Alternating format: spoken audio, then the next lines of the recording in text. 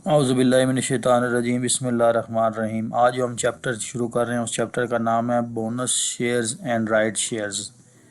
तो इस चैप्टर का जो पहले जो 8 क्वेश्चंस हैं वो बेसिकली बोनस शेयर्स के रिलेटेड हैं, और बाकी जो क्वेश्चंस हैं हमारे पास वो 7 क्वेश्चंस हैं वो राइट इश्यूज़ के हैं, और एंड पे जो हमारे पास जो टोटल 2 क्वेश्चंस हैं वो बोनस शेयर्स और राइट शेयर्स को मिला कर दिए गए हैं।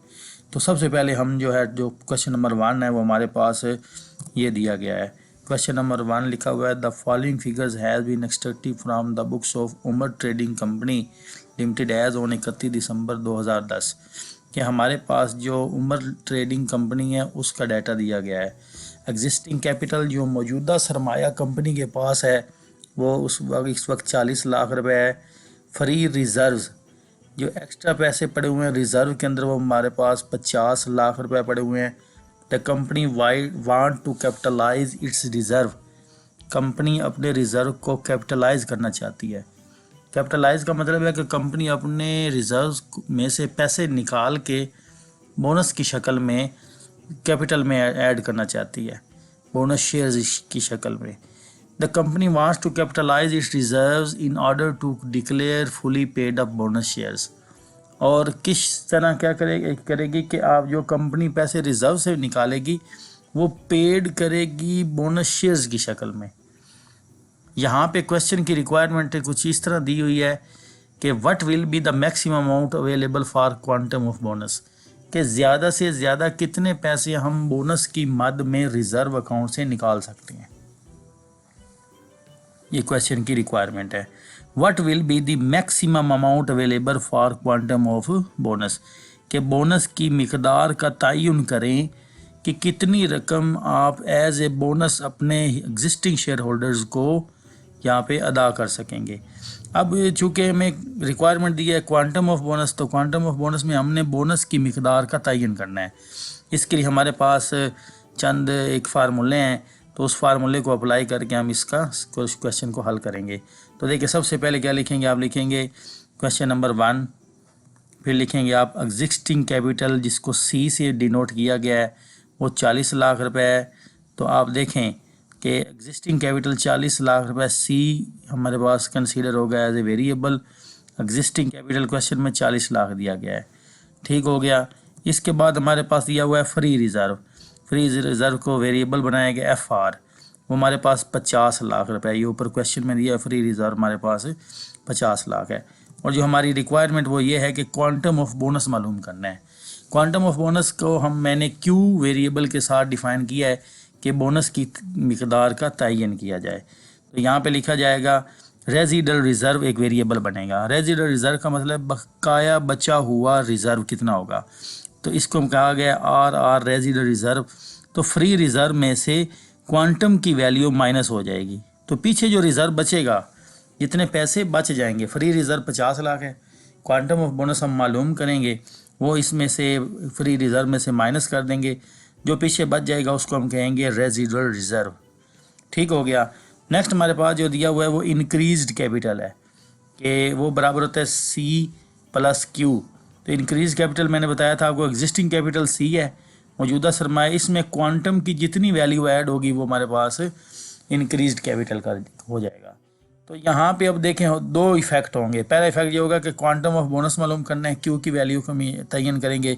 जब क्वांटम ऑफ बोनस हम मालूम कर लेंगे तो हम क्या करेंगे, फ्री रिज़र्व में से क्वांटम की वैल्यू को माइनस कर देंगे, और यही क्वांटम की वैल्यू जो आपने कैलकुलेट की है वो आप कैपिटल में जमा करेंगे, तो इससे आपका कैपिटल इंक्रीज़ हो जाएगा और रेजिडल रिज़र्व जो है वो डिक्रीज़ हो जाएगा।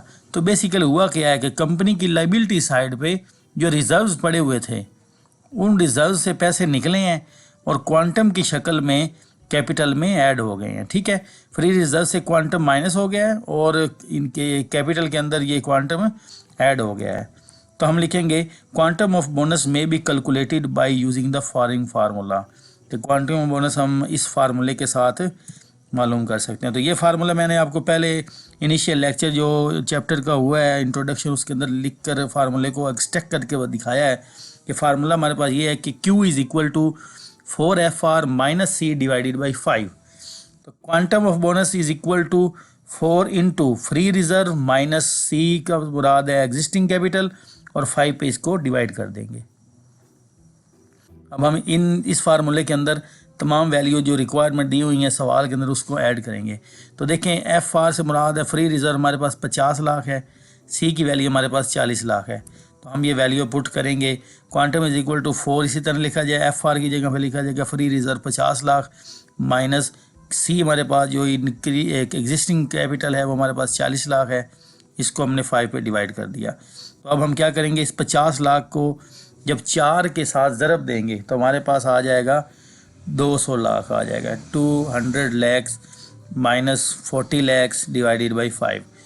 200 लैक्स में से 40 लैक्स माइनस कर देंगे तो हमारे पास बचेगा 160 लाख। ठीक है, इसको 5 पे डिवाइड करेंगे तो हमारे पास वैल्यू आ गई है Q is equal to 32 lakh. तो हमें मालूम हुआ कि क्वांटम की जो वैल्यू है, बोनस की जो वैल्यू है जो हमने यहाँ पे तयन की है वो हमारे पास 32 लाख रुपए है। ठीक हो गया कि 32 लाख रुपए के बराबर हम अपने शेयर होल्डर्स को बोनस जारी कर सकते हैं। ठीक हो गया, क्योंकि सवाल की रिक्वायरमेंट भी यही थी, what will be the maximum amount available for quantum of bonus, कि ज़्यादा से ज़्यादा कितने पैसे आप इशू कर सकती हैं बोनस की मिकदार के तयन के लिए।